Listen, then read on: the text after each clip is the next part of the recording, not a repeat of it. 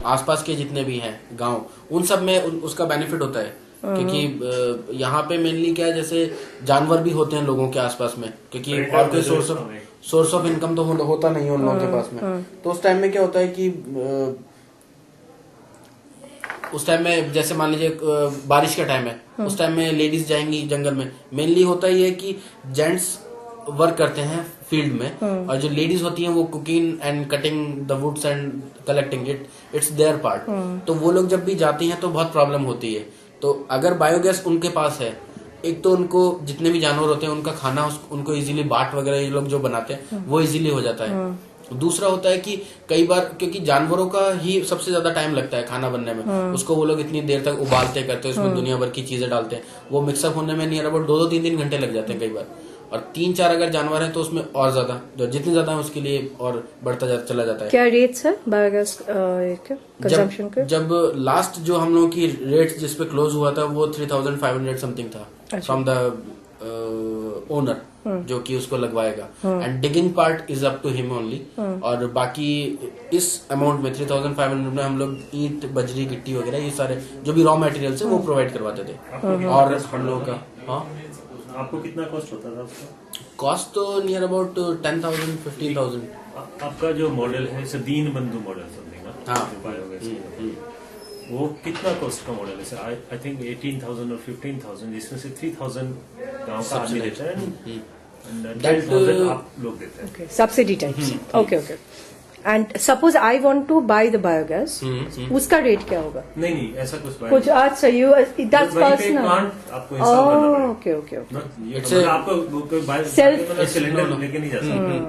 It's a kind of, I mean, if I tell you in words, I mean, you must have a big land, not that much big, but ये मान लीजिए कि एक 50 by 50 का area आपके पास होना चाहिए।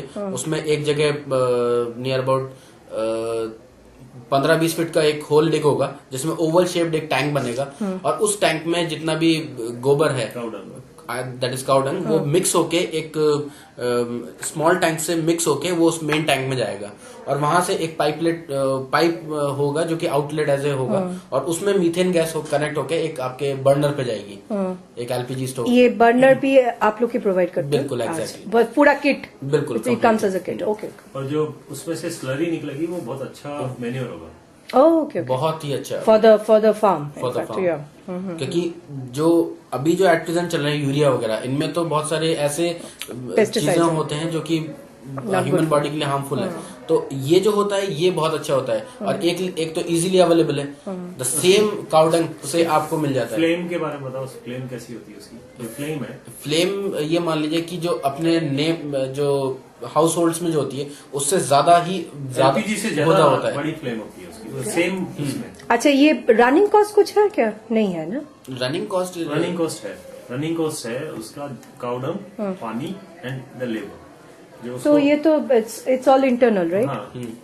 Because if you don't have to buy anything, I mean no, you have to clean your जो बर्नर है, क्योंकि वो उसमें क्या है कि थोड़ा पानी आता है, सो बर्नर बहुत जल्दी खराब होता है, so you have to keep cleaning. अच्छा, that's maintenance. But if I buy it, for how many years can I run that unit? It's up to you. I mean, the way you are dealing it's up to you, because you know what happens. I mean, in the villages who are known to the particular procedure, वो लोग उसकी बार सफाई करते रहते हैं। Tank की भी सफाई होती है in every 5 years time, और बाकी उसका जो स्लरी वगैरह निकाला, उसके जो प्रॉपर्ली जो पॉट्स होते हैं वो सब साफ होने चाहिए, वो सब साफ होने चाहिए। बाकी उसमें जो पाइप जो लगा हुआ रहता है, उस पाइप में भी कभी पानी आता है तो आप उसको निकाल लें, और टाइम टू टाइम उसमें ऑयलिंग ग्रीसिंग वगैरह करते रहे बर्नर्स वगैरह में, then can work for a long time. Manageable. And आपको क्या लगता है, I mean, if you how much a percentage of people at this point in this area is using biogas? That too, I'll have to work it out. But on an average, in some places, in some of the villages, जहाँ पे awareness है वहाँ पे उन लोगों ने ज्यादा लगवाया है। जैसे एक पार्डली विलेज है जहाँ पे नियर अबाउट 30-35 के आसपास लगे हुए हैं, एंड आई थिंक 70 के आसपास ही गाँव वो लोग होंगे, फैमिलीज होंगी वहाँ पे, ज्यादा नहीं होंगी, लेकिन फिर भी इतने लोगों ने लगवा रखा है, और वो केवल इसलिए क्योंकि उनको उसका बेनिफिट मिला। ऑब्वियसली दूसरी जगह में भी है। स्प्रेड क्यों नहीं हो रहा है? स्प्रेड हो रहा है ना, स्प्रेड हो रहा है फ्रॉम 69 विलेजेस में इनके प्लांट्स हैं। डिमांड भी है। 2-3 बातें, around 80% plants are working, but 20% जो प्लांट नहीं वर्क कर रहे हैं उनके बारे में मैं आपको बताऊं। किसी का जानवर मर गया, so not having Dang.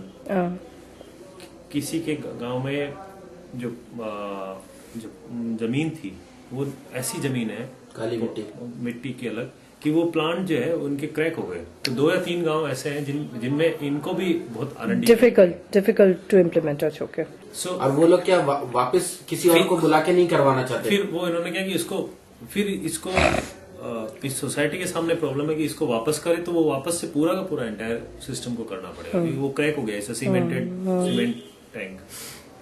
And then कुछ लोगों की काम करने की इच्छा नहीं है, वो नहीं रन करना चाहते, मतलब उसको मोटिवेशन नहीं है, ये सब नहीं है। पर फिर भी 80% और 75 to 80% प्लांट्स रन कर रहे हैं। और फिर हम लोगों का जो फील्ड वर्कर हैं, जो कि इस एक तरह से एज ए सुपरवाइजर हैं, वो टाइम टू टाइम उनका नंबर और हम लोगों का नंबर दिया हुआ है।